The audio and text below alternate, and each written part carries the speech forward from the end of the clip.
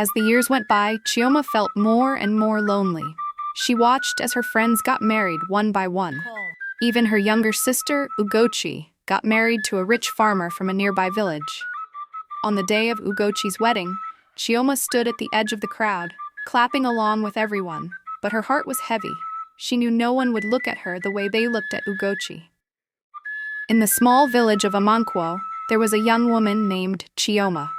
She wasn't known for her beauty like other girls, but for something she didn't have.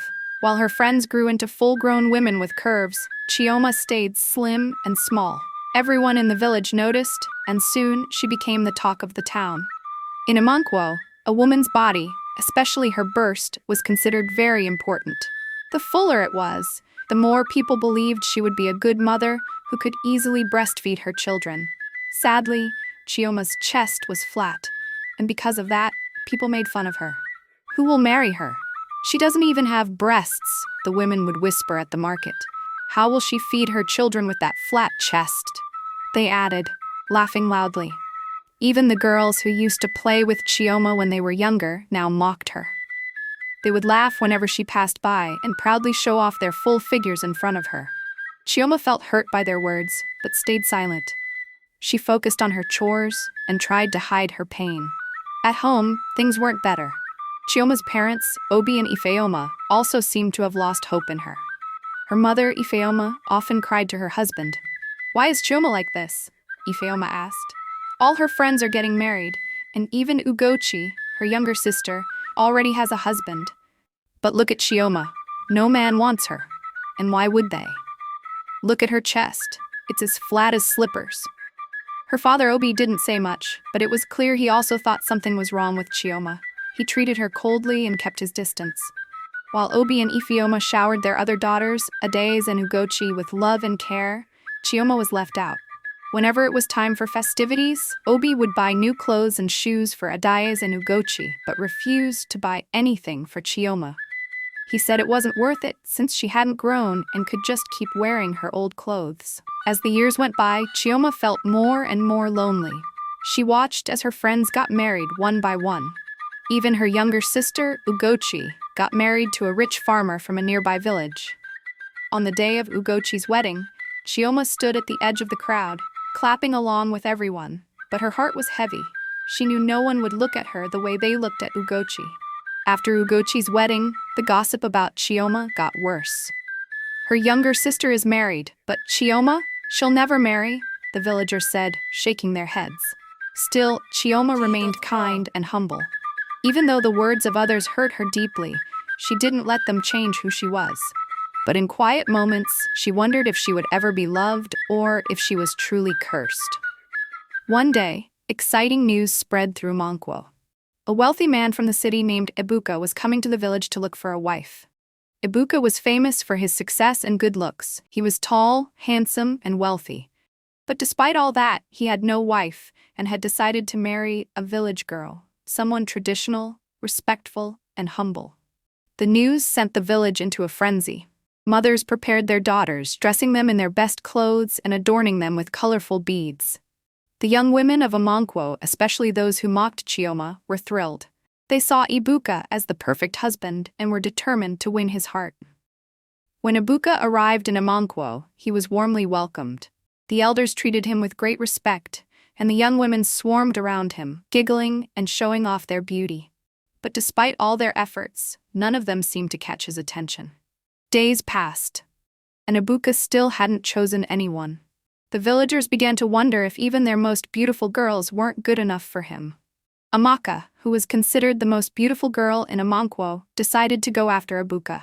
She was one woman whom every man in the village admired and wished to marry. She was very beautiful and had the necessary curves for a good wife. On a calm afternoon, Amaka paid Ibuka a visit, hoping to grab his attention. When she got to his house, she was received with open arms. She was loved by Ibuka's mother almost immediately. Soon, Amaka began talking with Ibuka, and the two became close. Ibuka's mother was proud of her son. She danced and praised him for choosing right. "My son, you have done me well. Even your father will be proud of you in his grave. Let me just be frank with you. You see that Amaka girl? She's the finest girl in this village, and even with her beauty, she's very humble. She's not like one of those village girls, who pretend a lot. Amaka is very decent. I can guarantee you with my full chest, my dear son.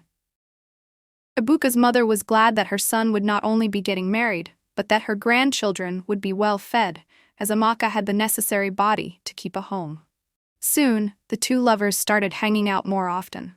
Most times, Ibuka would drive to Amaka's house to pick her up. Afterwards, they would go to the bush bar, eating and talking as new lovers. One day at the bar, Ibuka gave Amaka a few notes to pay for what they had eaten while he rushed outside to urinate. When he returned, what he saw shocked him. The owner of the bar held Adabe's dress, screaming that she was a thief.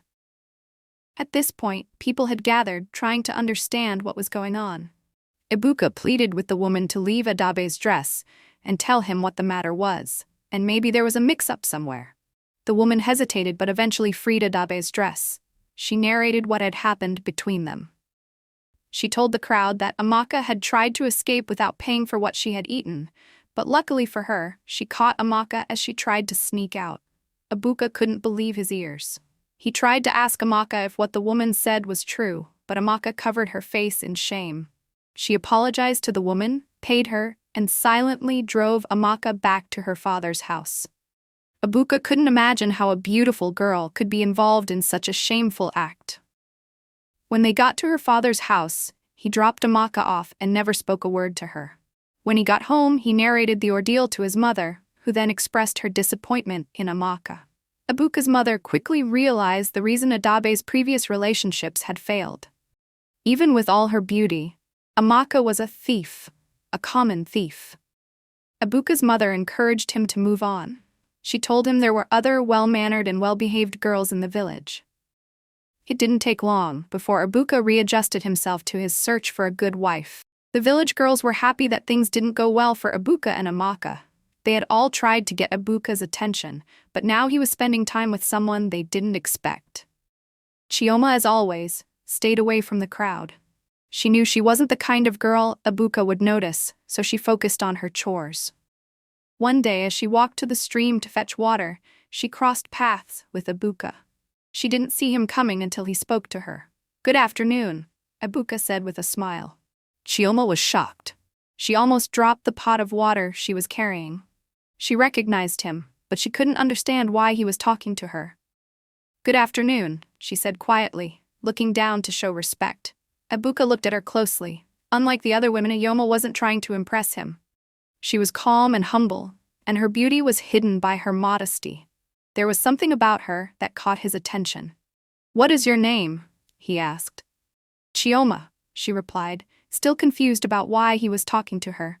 From that day on, Ibuka started looking for ways to spend time with Chioma. He would walk with her to the stream, visit her family, and ask her about her life in the village. Although she was shy at first, Chioma slowly started to talk to him.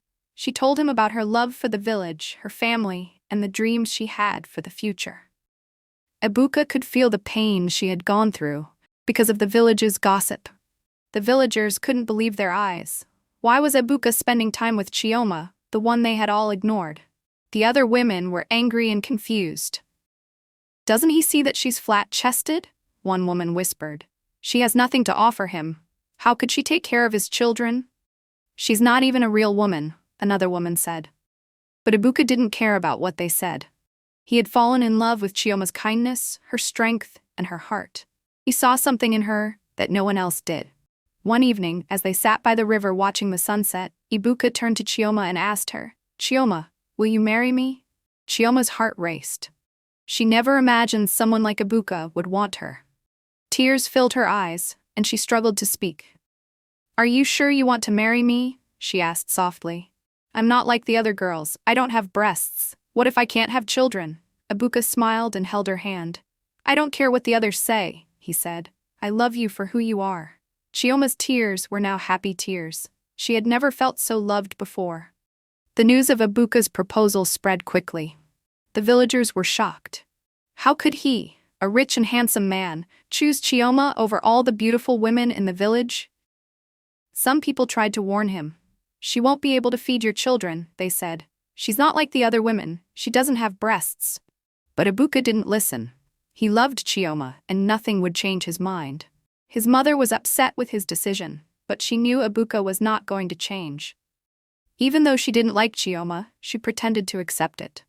The wedding was simple but beautiful. Chioma looked amazing. For the first time in her life, she felt valued, not for her body, but for who she was inside. After the wedding, Ibuka and Chioma moved to the city, away from the harsh treatment from her family and the gossip from the villagers. Life in the city was different. Chioma quickly adjusted, and Ibuka treated her with love and respect. Over time, something amazing happened. Chioma started to change. Her body became fuller and she grew more confident in herself. Her love for Ibuka and the happiness she felt in their life together made her glow.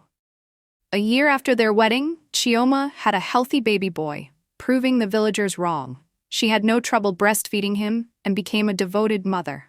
Over the years, she had 2 more children. Ibuka's mother loved her, calling her her pride and thanking her for the beautiful grandchildren. Chioma's parents were ashamed. They had hoped that Ibuka would change his mind and bring Chioma back to the village. But years passed, and Chioma was still with Ibuka. They felt embarrassed and decided to visit her. When they arrived in the city, they couldn't believe how much Chioma had changed. She looked just like the beautiful women from the village, and even better. Chioma's parents quickly apologized for how they had treated her. They couldn't believe how beautiful she had become. Chioma smiled and told them she had already forgiven them, even before they apologized. She had been hurt by her family, but she had forgiven them from her heart. 2 years later, during Christmas, Ibuka and Chioma returned to the village with their children. When the villagers saw her, they were shocked. The Chioma they had once mocked for her flat chest and slim body was now a picture of beauty. She was fuller, glowing with health and happiness. The women who had once made fun of her could only stare, and the men who had ignored her now admired her. "How is this possible?" they whispered. "Is this the same Chioma?" Chioma smiled proudly as she walked with her children by her side.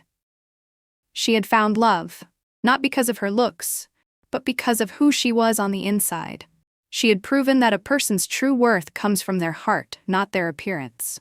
Now, she lived a life full of love and happiness.